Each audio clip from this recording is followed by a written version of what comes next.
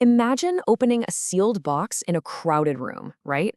And watching literally every single person immediately, instinctively just back away from you. Or imagine your neighbor knocking on your door to ask if something actually died in your apartment. Well, these aren't just funny hypothetical scenarios. These are real, documented experiences that people have actually had.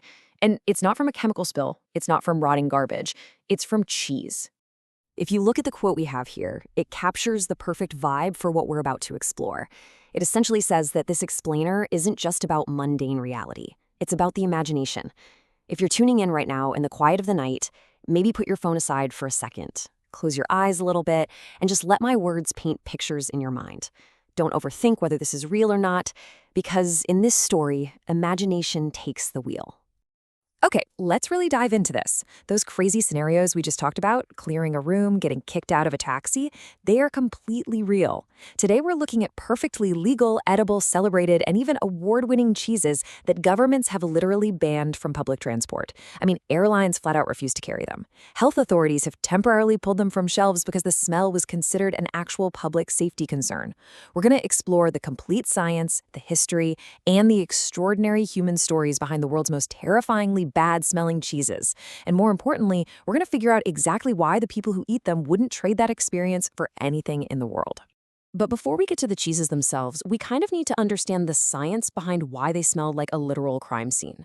It all comes down to the specific bacteria deliberately introduced during the cheese-making process called Brevibacterium linens. As it breaks down the surface of the cheese, it produces a chemical compound called methanethiol. Now, I want to be clear, this isn't some poetic comparison. This is the exact same sulfur-containing molecule responsible for the smell of sweaty human feet. It's the literal compound they add to natural gas so we can smell leaks. You see, B. linens naturally lives on human skin, especially between our toes. So when cheesemakers put it on cheese, it acts like a microbial gym bag on steroids. It is literal microbiology at work. So the absolutely crucial question is, why on earth do we willingly put this in our mouths? Well, welcome to the biological hazard paradox. At room temperature, which is around 20 degrees Celsius, those aggressive sulfur compounds are highly volatile. They evaporate, they hit your nose, and your brain just screams, danger. But when you actually eat the cheese, something kind of magical happens. At your body's internal mouth temperature, around 37 degrees Celsius, a completely different set of fat-soluble flavor compounds suddenly unlock. Complex esters and ketones from the aging process volatilize and travel up the back of your throat to your nose. It's a process called retronasal olfaction.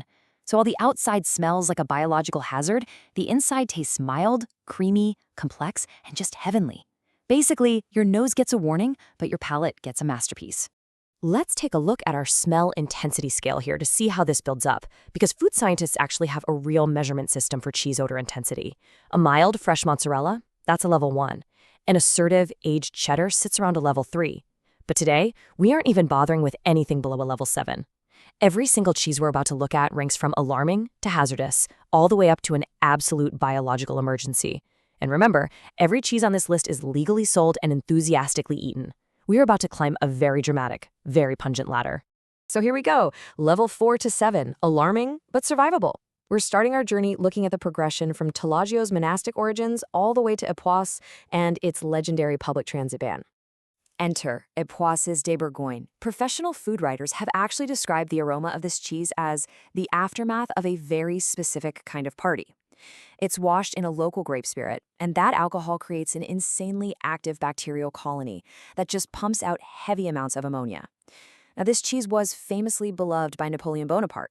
Yet today, Époisses is officially banned on French public transport.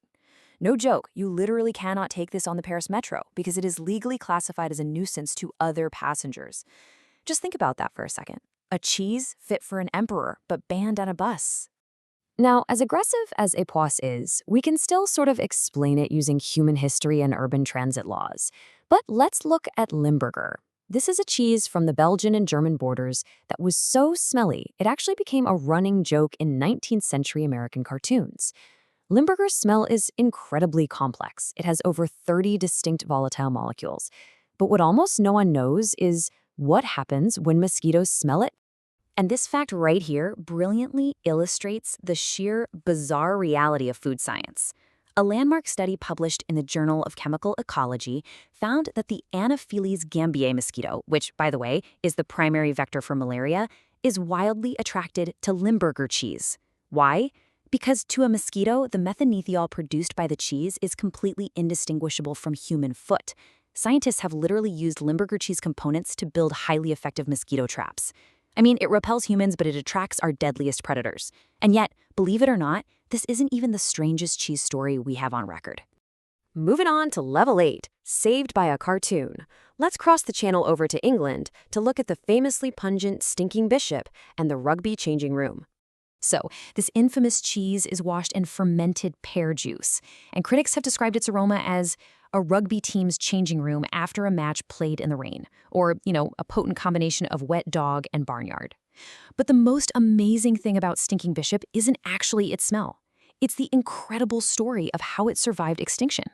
Back in 2001, the devastating foot and mouth disease crisis hit the UK. Small artisan cheesemakers were effectively shut down, and the single farm that produced stinking bishop came within weeks of permanent extinction.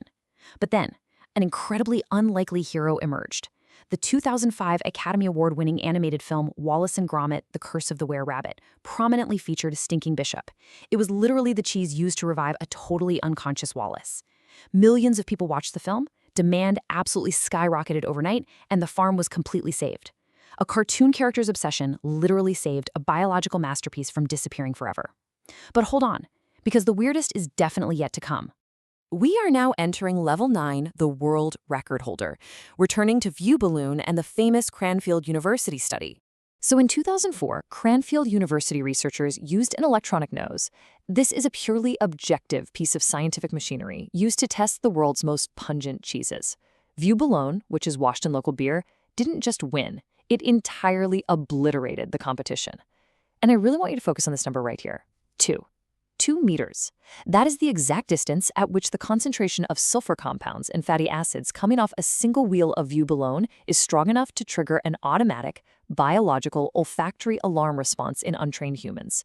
Seriously, from over 6 feet away, your brain detects the air and essentially tells your body, do not go near that. And yet, if you can somehow get past that 2-meter invisible wall, the inside tastes like this mild, sophisticated, creamy dream. And now we reach level 10, the absolute climax of our olfactory scale, the living biological emergency known as Casu Marzu. This sacred, highly illegal cheese from Sardinia goes way beyond simple bacterial action.